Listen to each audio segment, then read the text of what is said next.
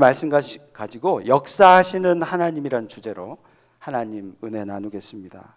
독일의 베를린에 가면 홀로코스트 기념관이 있습니다. 그곳에 보면은 나치 독일의 대학살, 유대인을 대학살해서 600만 유대인들이 죽음을 당했는데 그들을 추모하는 기념비들이 있다고 합니다.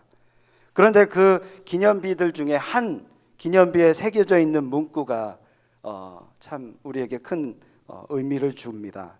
어떤 문구냐 하면요, 역사를 통해 배우지 않는 자가 받는 보응은, 역사를 통해 배우지 않는 자가 받는 보응은 같은 역사를 반복하는 것이다. 이런 문구가 쓰여져 있답니다. E.H. 카라라는 역사학자가 있는데요, 그가 역사란 무엇인가라는 책을 썼습니다. 거기에서 역사란 현재와 과거의 끊임없는 대화다, 이렇게 그는 정의하고 있습니다. 역사란 현재와 과거의 끊임없는 대화다. 자, 이 뜻이 무슨 뜻일까요? 역사를 통해 배우고 익힌 것으로 오늘을 바르게 살고 더 밝은 미래를 창조하라, 이런 뜻이 되겠습니다. 자, 우리는 역사를 통해 참 많은 것을 배웁니다. 무엇보다도 혹여나 과거에 있었던 그 실수, 그것을 반복하지 않는 그런 것들을 우리가 배울 수 있습니다. 반복하고 있는 실수가 혹시 우리 안에, 우리의 삶에 있는지 보게 됩니다. 예, 요즘 계속 반복되는 역사를 우리가 보게 되면 참으로 참 마음이 안타깝습니다. 예. 성경은 역사의 기록이라는 말이 있습니다. 역사를 봐야 우리는 교훈을 알 수 있죠. 그래서 우리는 역사를 통해, 특히 성경을 통해서 인류가 더 이상 실수를 반복하지 말아야 한다라는 그 교훈을 찾아야 합니다. 이 땅의 모든 것은 역사를 통해 발전하였습니다. 우리는 항상 그러면 어느 쪽에 서 있는지 생각해 보아야 합니다. 계속 실수를 반복하고 있는가? 아니면 그 실수를 개선하고 있는가? 어느 쪽입니까? 나 자신은 어느 쪽입니까?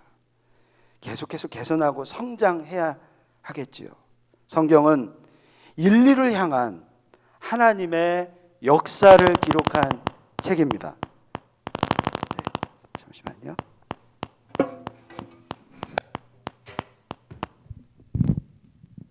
마이크가 문제가 있는데 좀 난 것 같습니다. 예.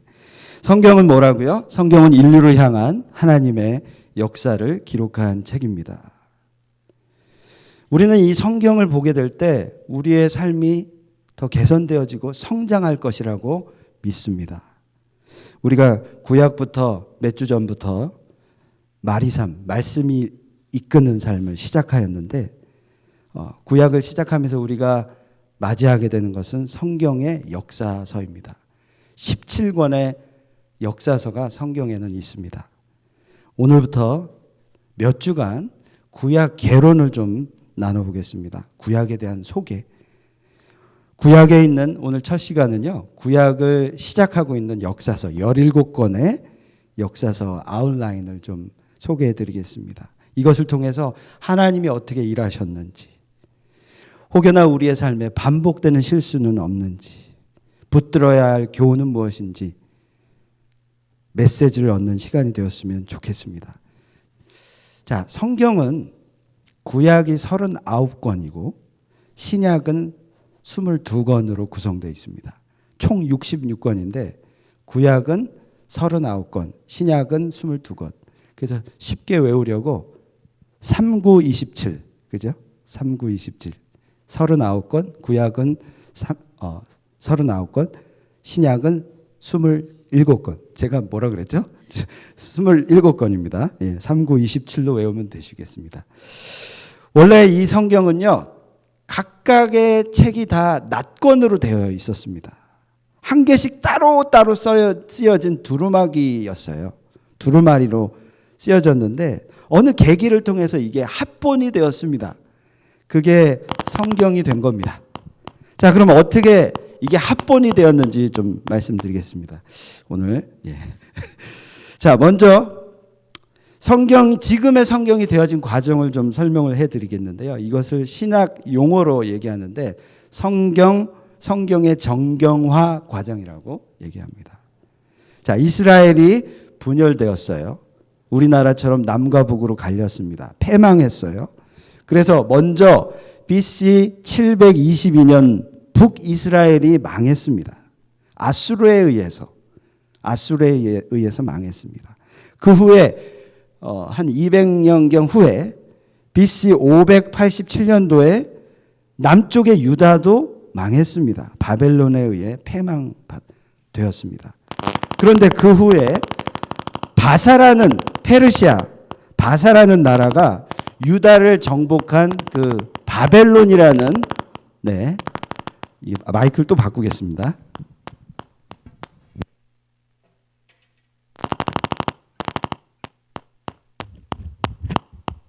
테스트.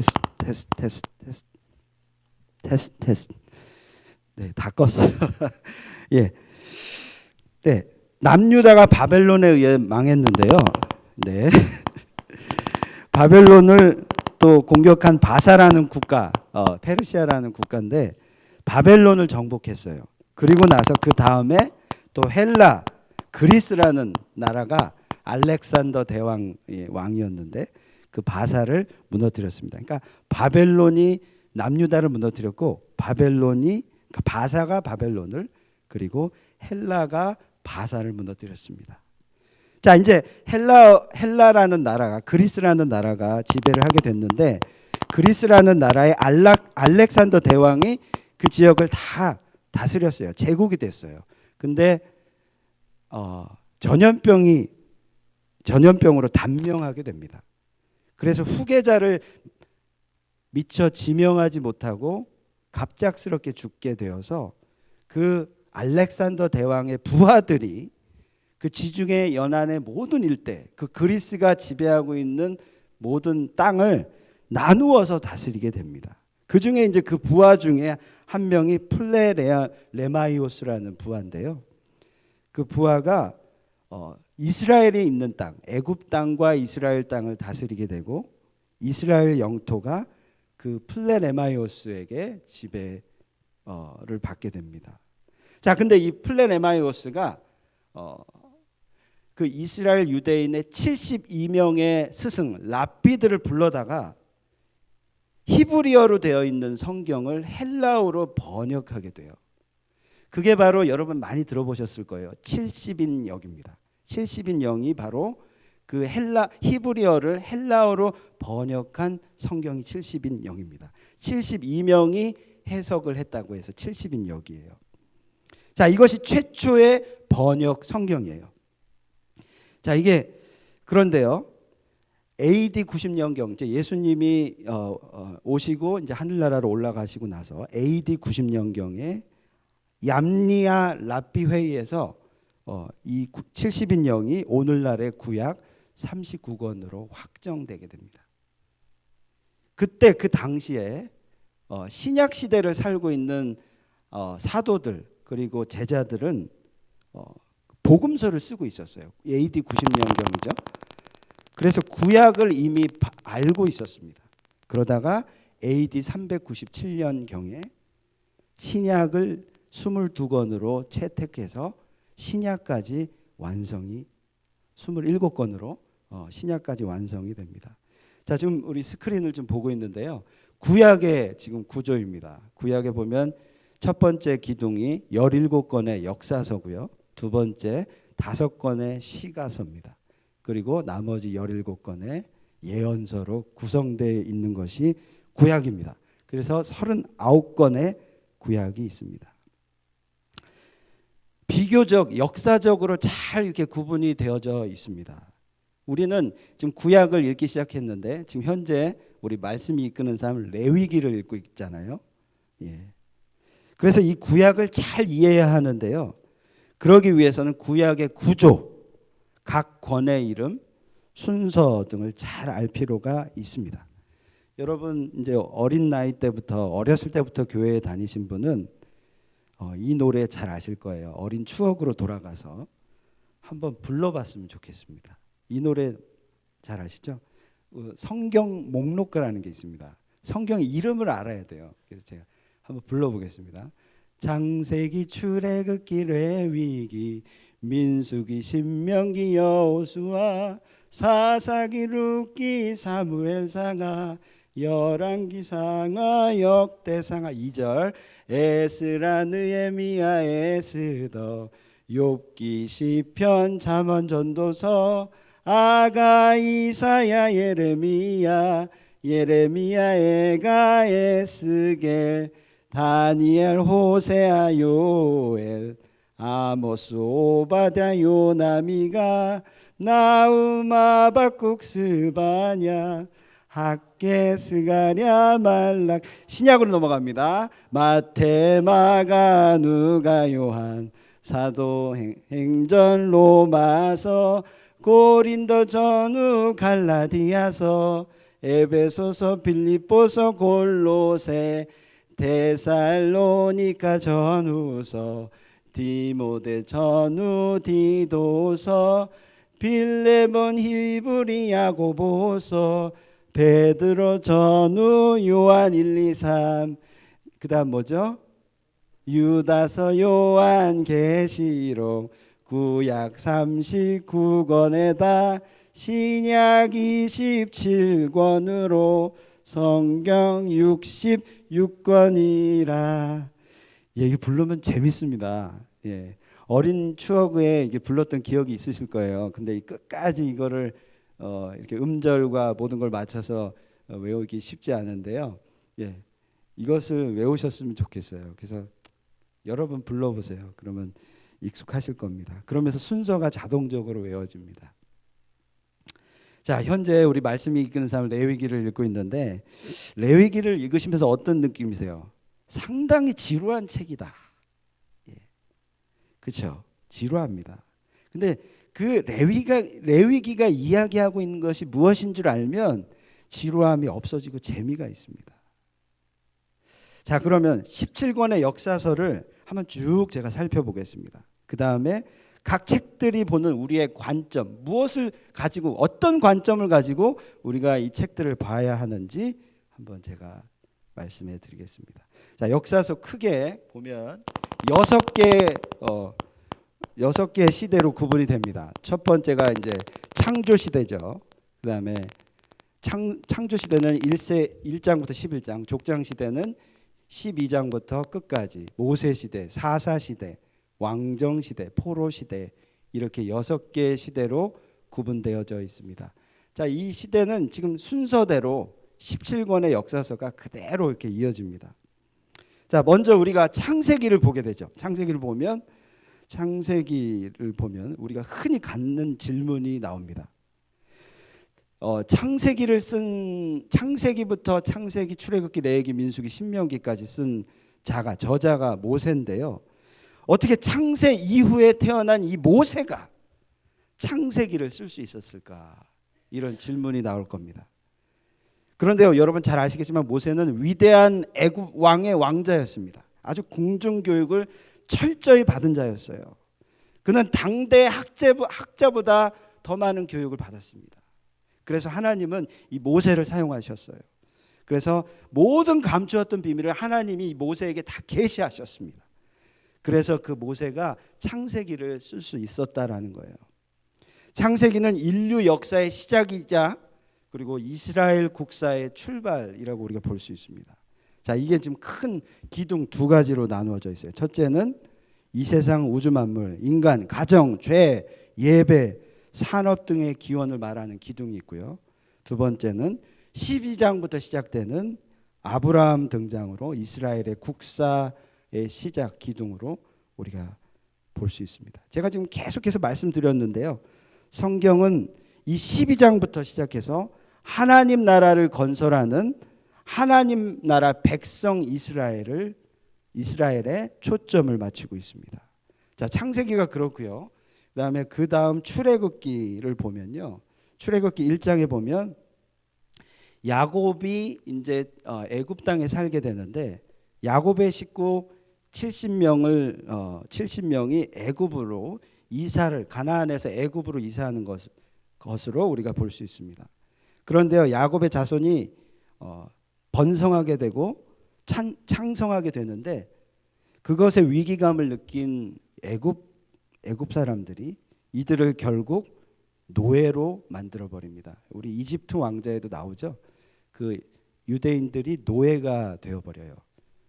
무려 400년 동안을 유대인들은 애굽의 종살이를 하게 됩니다. 그런데요, 하나님은 400년이 지나고 나서 모세, 그리고 모세를 통해서 10가지 재앙을 내리고 유월절 사건, 그리고 홍해 사건 등으로 하나님은 이스라엘 백성들을 애굽에서 출애굽 해방시키셔요. 그러면서 하나님은 그들과 함께 모세를 통해서 시내산 언약을 맺으십니다. 그리고 율법을 주셔요. 그리고 그들을 통해서 성막을 완성시키시고 그 성막을 봉헌하게 하고 그들이 하나님을 예배하도록 만듭니다. 자, 이 출애굽기의 내용은 그들이 출애굽하고 나서 단 1년간의 이야기입니다. 1년간의 이야기. 그 다음에 나오는 게 이제 레위기인데요. 레위기는 여러분 잘 아시겠지만 야곱의 아들 12명의 아들이 있었잖아요. 12명의 아들 중 하나가 레위였습니다. 예.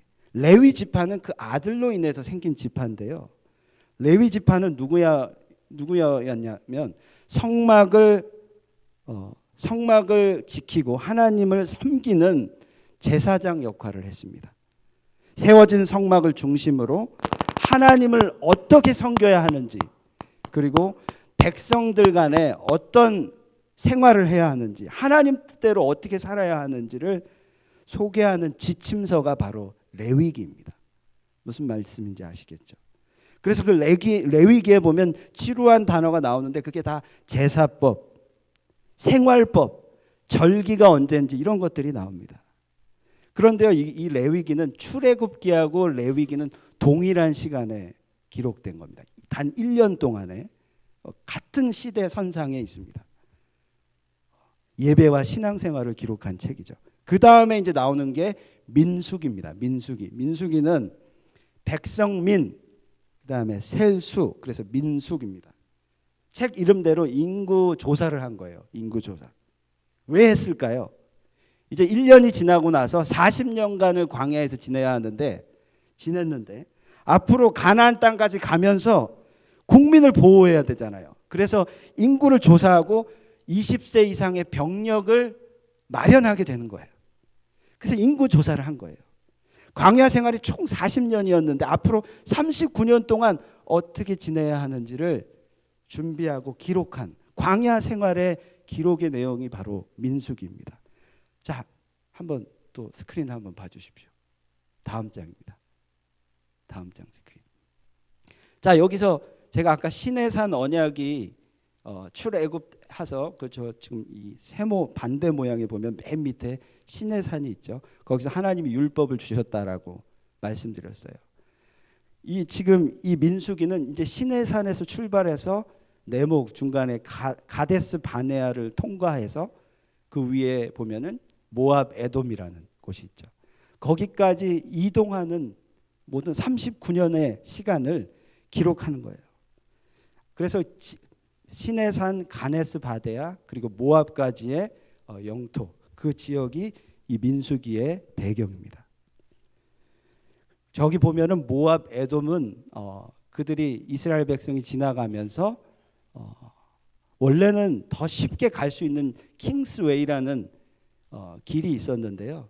그들이 이스라엘 백성을 가지 못하게 함으로 모압 에돔이라는 땅으로 돌아가게 돼요. 거기서 그들의 공격을 받고 그들을 이기게 함으로 그 땅, 모압 에돔 땅을 먼저 차지하게 됩니다. 그래서 모압 에돔 땅에 두 지파 반, 많이 들어보셨죠? 두 지파 반이 그곳에서 먼저 그 땅을 얻게 돼요. 그래서 창세기, 출애굽기, 레위기, 신명기, 창세기, 출애굽기, 레위기, 민수기, 신명기까지 바로 모세 오경인데요. 그 다음에 이제 나오는 것이 여호수아죠. 여호수아. 자, 여호수아는 누굽니까? 모세의 후계자. 2세대의 리더였습니다. 예.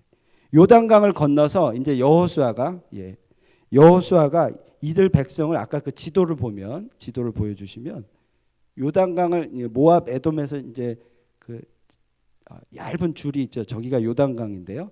저기를 건너서 여리고성으로 들어가는 겁니다. 근데 이 세대들이 어떻게 1세대들은 다 이제 죽고 말고요. 2세대들이 그곳에서 어떻게 영토를 얻고 어떻게 살아가는지를 기록한 책이 바로 여호수아 책입니다. 그래서 명실공히 이스라엘의 다음 세대의 국가를 세운 그런 내용이 되겠습니다. 그 다음에 뭐죠? 사사기입니다. 여호수아 사사기. 여호수아 다음에 사사기. 자, 이제 여호수아 시대에 서편 땅을 모두 땅을 분배받고 나서 각 지파 12지파가 있다고 말씀드렸죠. 12지파가 다 땅을 분배받지만 그들이요 하나님을 떠나고 우상을 섬기게 돼요. 그러면서 주변 나라의 위협도 받고 공격도 받게 돼요. 그러면서 각 지파마다 사사들, 그러니까 그 지파를 인도하는 리더들이 생겨나게 됩니다. 그래서 사사기는 이 지파의 리더들, 사사들의 이야기예요. 그리고 혼탁한 이스라엘의 모습을 기록한 이야기이기도 합니다. 자, 그 다음에 여러분 잘 아시는 그 룻기라는 것이 나오는데요. 룻기가 뭐냐면 이 사사 시대에 있었던 한 가정의 이야기입니다. 갑자기 뜬금없이 한 가정이 나와요. 왜 가정의 이야기가 나올까 궁금해하시는 분이 있으실 건데 왜 나왔냐면요. 이 가정을 통해서 이 며느리 룻을 통해서 다윗이 태어나고 다윗이 태어남으로 예수 그리스도가 연결이 되기 때문입니다. 사사시대와 왕정시대를 이어주는 아주 중요한 책이 바로 룻기입니다. 이방 여인 룻을 통하여 하나님의 계보가 이어졌어요. 그래서 이것은 이 룻기를 우리가 보면서 하나님은 모든 백성을 사랑하시고 계시고 사용하신다. 이스라엘 백성뿐만 아니라 이방 룻을 통하여 사용하신 하나님을 보면서 모든 백성을 사랑하시고 사용하신다라는 것을 우리가 알 수 있습니다. 자, 그 다음에 룻기 다음에 사무엘상이 나오죠. 사무엘상은 선지자 사무엘의 그 이름이기도 한데 사무엘상의 주인공은 사무엘 선지자가 아니라 다윗 왕입니다. 마지막 사사였어요, 사무엘이. 근데 그 사무엘은 하나님이 명령하신 대로 다윗 왕을 예비하기 위해서 사역을 합니다. 자, 이 사무엘상은요 이스라엘의 초대 왕 사울의 기록이기도 하고 그리고 두 번째 왕 다윗이 왕 위에 이르기까지 내용을 기록한 책입니다. 그런데요 이 사무엘상은 다윗 왕의 초점을 맞추고 있습니다. 다윗의 목동 시절부터 골리앗과의 싸움 그리고 사울을 피해 정치적으로 유랑 생활하는 그 모습을 우리가 볼 수 있습니다. 그 다음에 이제 사무엘하입니다. 사무엘하는 다윗이 왕이 되고 나서의 내용을 기록하고 있습니다. 이스라엘의 진정한 왕은 누구냐? 바로 다윗 왕이고 그것을 의도적으로 담고 있는 내용들이 있습니다. 다윗 왕의 진짜 미션은 그냥 군주가 되는 것이 아니라 하나님의 성전을 건축하는 것에 있다고 기록합니다. 자기는 진짜 왕이 아니라는 거예요. 그냥 다윗은 하나님의 대리 통치자지 왕은 하나님이라는 것을 기록하고 있어요. 그 다음에 이제 열왕기 상하를 우리가 볼 수 있거든요. 열왕기 상은 열왕, 10명의 왕 그것이 아니라 열왕 그 이스라엘 백성을 다스렸던 왕들의 기록입니다. 근데 이 열왕기 상을 보면 이제 다윗 왕 이후 3대 왕이었죠. 솔로몬 왕부터 그 내용이 시작됩니다. 그런데요, 아까 제가 말씀드렸다시피 이스라엘은 솔로몬 왕 때부터 두 개의 국가로 남유다와 북이스라엘로 갈라지게 되어 되고 맙니다. 자, 그래서 솔로몬의 아들 르호보암이 다윗 왕조의 정통성을 이어받아서 유다와 베냐민 지파, 그 두 지파를 중심으로 남쪽의 유다 왕국이 시작되고, 그리고요, 그 다음에 북쪽에는 여로보암이라는 이 배반자가 시작돼서 북쪽의 북이스라엘을 만들고 19명의 왕들이 통치를 하게 됩니다. 자, 그래서 열왕기 상하는 이 남과 북의 내용을 왔다 갔다 하면서 왕들의 그 치정을 우리가 볼 수 있습니다. 그 다음에 이제 역대상하가 나옵니다. 역대상하. 역대라는 말이 무슨 뜻이죠? 역대라는 말. 역대라는 말은 날들의 역사라는 뜻이죠. 그래서 역대상하는 다시 아담부터 기록합니다. 아담부터 하나님의 백성들의 역사. 그래서 아담의 족보로부터 시작해가지고 고레스 칙령이 끝나는 그 내용까지 갑니다. 그래서 쉽게 말해서 거룩한 역사의 전체적 연대라고 보시면 됩니다. 그래서 1장부터 아담으로 시작해서 목적지가 있는데 그것은 바로 다윗 왕이라는 거예요. 역대상하. 그래서 유다 역사의 정통 왕조는 남유다 다윗 왕조고 그 근원은 아담부터 시작한다라는 내용을 담고 있어요. 그래서 거기 보면은요, 역대상하는 남유다의 내용만 담고 있습니다. 북이스라엘의 내용은 담고 있지 않습니다. 왜냐하면 정통 왕조가 다윗 왕조라는 내용이 있기 때문이에요. 자, 그다음에 마지막으로 포로 시대가 있어요. 이제 남유다까지 바벨론에 의해서 멸망하고 말고 이 이스라엘 백성이 포로로 붙잡혀 가게 됩니다. 근데 바벨 그리고 페르시아 그리고 바사와 페르시아까지 이어지는 이 포로의 여정 가운데 이들이 붙잡혀 가고 또 돌아오는 그 모습을 기록한 것이 이 포로 시대 에스라와 느헤미야와 에스더의 내용이 되겠습니다. 그래서 제가 지금 17권의 역사서 책을 아웃라인을 좀 말씀드렸는데요. 이 말씀 한 권 한 권을 우리가 이제 읽게 되겠는데 이 역사서를 읽는 그 관점을 우리가 붙들고 읽었으면 좋겠습니다. 이 흐름을 가지고 분명한 흐름을 가지고 성경을 읽으면 이해하기가 쉽습니다. 자, 이 관점은 무엇이냐면 역사서를 읽을 때 하나님만이 역사의 주관자이시다라는 이 관점, 이 개념을 가지고 우리가 역사서를 읽으셨으면 좋겠습니다. 역사를 주관하시는 하나님은 구약 역사를 통해서 무엇을 말씀하고 계시는가?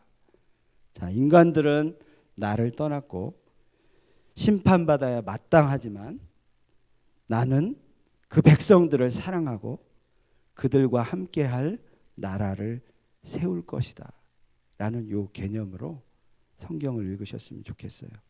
자, 17권의 책 창세기부터 에스더까지 모든 것을 읽게 될 때 하나님 역사의 주관자시다, 이걸 가지고 읽으시고요. 하나님은 계속해서 당신의 백성을 통해 일하고 계신다 라는 것을 붙드시기 바랍니다. 그분은 인간이 하나님을 떠났을 때 그들을 심판하였지만, 이방 세력을 통해서도 그들을 심판하였지만, 그들이 하나님과 함께하고 있을 때 그들에게 복을 주셨습니다. 그리고 그들을 인도하셨습니다. 자, 이렇게 포기하지 않는 하나님의 모습을 보면서 우리를 향하신 하나님의 그 열정을 우리가 보아야 합니다. 오늘 우리 여호수아 1장 5절에서 9절 말씀 보셨는데요.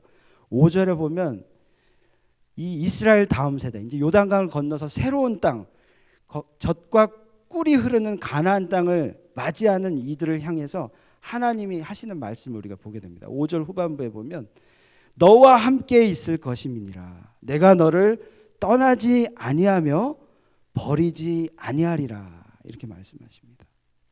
자, 이 말씀은 이스라엘의 새로운 다음 세대를 향한 하나님의 약속의 말씀이에요. 자, 1세대들은 광야에서 40년 동안 헤매다가 다 죽게 되었습니다.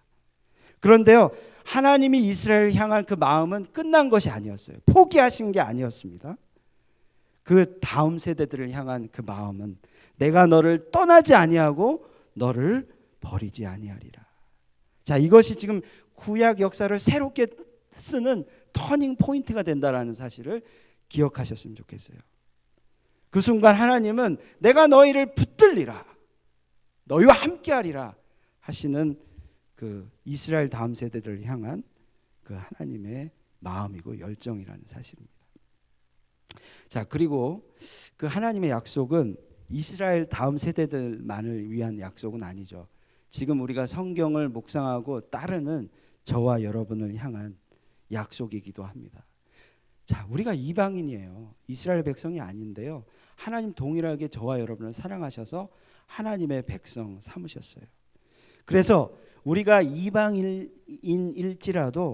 하나님은 하나님의 그 길을 걸어가는 저와 여러분을 동일하게 내가 너를 떠나지 아니하리라, 너희를 버리지 아니하리라 하신다라는 겁니다.